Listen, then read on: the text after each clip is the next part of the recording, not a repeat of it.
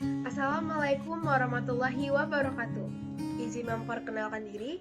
Perkenalkan, nama saya Tara Tania dengan nomor NPM 2013021043. Salam Pramuka. Baiklah, kawan-kawan, di sini saya akan menjelaskan atau menceritakan bagaimana sejarah kepramukaan di Indonesia. Nah, kepramukaan di Indonesia itu terjadi dimulai pada saat zaman penjajahan. Sehingga Indonesia dikenal dalam 3 masa, yaitu yang pertama, gerakan pramuka pada masa penjajahan Belanda. Kedua, gerakan pramuka pada masa penjajahan Jepang. Yang ketiga, gerakan pramuka pada masa setelah kemerdekaan. Gerakan pramuka pada masa penjajahan Belanda dibawa oleh Belanda ke Indonesia pada masa kolonial. Lalu, Belanda mendirikan suatu organisasi kepanduan kepramukaan di Indonesia yang diberi nama Persatuan Pandu Hindia Belanda. Lalu, ketika setelah terjadi peristiwa Sumpah Pemuda, masyarakat semakin meningkat kesadarannya akan kesatuan dan persatuan, sehingga banyak organisasi yang didirikan. Beberapa tokoh juga berpendapat bahwa kepramukaan atau kepanduan di Indonesia itu dapat membentuk karakter masyarakat pada saat masa penjajahan.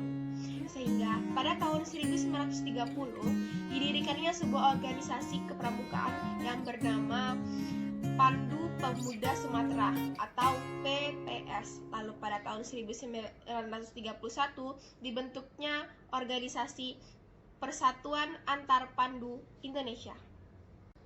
Setelah penjajahan Belanda berakhir, lalu Indonesia memasuki masa penjajahan Jepang. Gerakan kepramukaan pada masa penjajahan Jepang dimulai pada saat Perang Dunia Kedua, yaitu pada saat Jepang melawan atau menyerang tentara Belanda.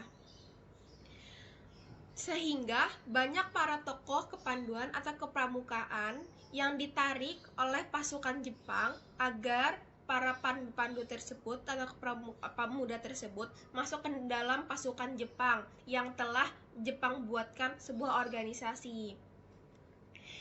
Jepang memasukkan para pemuda tersebut ke dalam organisasi yang mereka bentuk dengan tujuan agar membantu dan mendukung pasukan Jepang.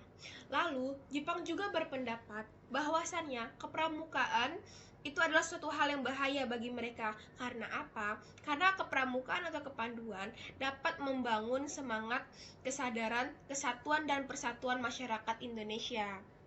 Sehingga Jepang banyak membatasi organisasi-organisasi yang didirikan oleh masyarakat. Namun, masyarakat tidak sampai di situ saja. Semangat mereka berkobar-kobar dan masih dijaga oleh mereka.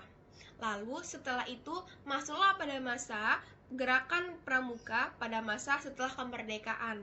Tepatnya pada 28 Desember 1945 didirikan sebuah organisasi Pandu Rakyat Indonesia yang berada di kota Solo. Lalu organisasi ini ditetapkan sebagai wadah atau naungan bagi para pandu seluruh Indonesia. Lalu, pada tahun 1961 terdapat sekitar 100 organisasi kepanduan atau kepramukaan di Indonesia yang telah didirikan dan membagi kepramukaan Indonesia dalam 3 federasi. Yang pertama, Persatuan Kepanduan Putri Indonesia. Kedua, Ikatan Pandu Indonesia. Ketiga, Persatuan Putra-Putri Pandu Indonesia. Lalu, tanggal 14/1961, pramuka mulai dikenalkan kepada masyarakat, sehingga pada tanggal 14 Agustus tersebutlah dijadikan Hari Peringatan Pramuka Indonesia. Baiklah, mungkin sekian yang bisa saya ceritakan. Kurang lebihnya saya mohon maaf. Saya akhiri, wabillahi taufiq wal hidayah. Wassalamualaikum warahmatullahi wabarakatuh.